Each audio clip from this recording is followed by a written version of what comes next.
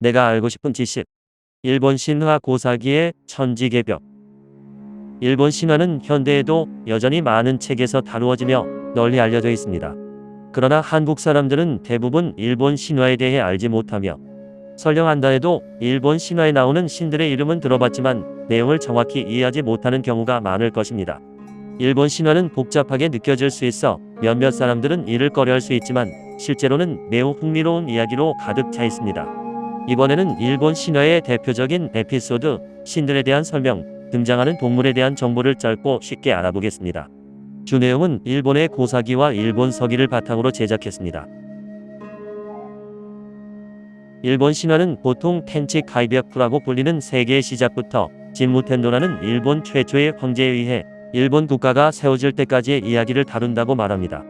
이 이야기는 세계의 시작 이야기로 하늘과 땅이 나누어진다는 내용을 담고 있습니다. 그런데 세계의 시작 이야기는 일본 서기와 고사기의 내용이 조금은 다른데요. 고사기 내용은 다음과 같습니다. 고사기에서는 하늘과 땅은 이미 존재하고 있었습니다. 하늘에 있는 나라는 타카마가 하나라고 하고 인간들이 사는 땅을 아시아라노 나카츠쿤이라고 하며 죽은 자가 가는 곳을 유미노쿠니이라 불렀습니다. 천상 타카마가 하라라에서 미야시라 노카미라고 불리는 세 신이 차례로 태어났습니다.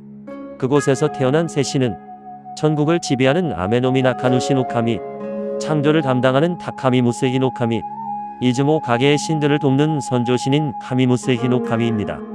이 세 신을 조화삼신이라고도 부릅니다. 외우기 어려우면 그냥 아메타카카미 이렇게 알고 있으면 편할 듯합니다. 이후 우마시아시카비 히코지노카미와 아메노토코타치노카미가 태어났는데 이러한 신들은 천지개벽 이후에는 크게 등장하지는 않지만 특별한 신으로서 조제의 삼신과 함께 코토와 마츠카미라고 기록되어 있습니다. 이때의 신들은 성별이 없다는 기록도 있습니다.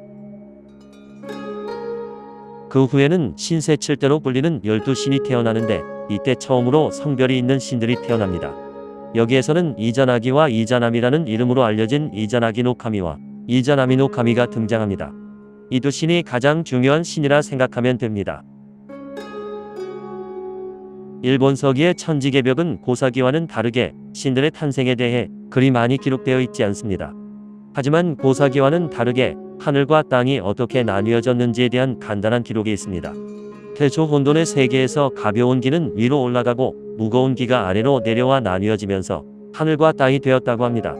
그리고 하늘과 땅이 분리된 후에 남성 신인 조화삼신이 탄생합니다. 고사기에서 조화삼신은 성별이 없는 신으로 기술되었지만 일본 서기에서는 처음부터 성별이 있다는 점이 큰 차이점입니다. 이후에는 쌍으로 태어나는 신들이 나타나게 됩니다. 지금까지 일본 신화의 천지개벽에 대해 간단히 알아보았습니다. 다음 영상에서는 태초 신화인 이자나기와 이자나미에 대해 간단히 알아보겠습니다.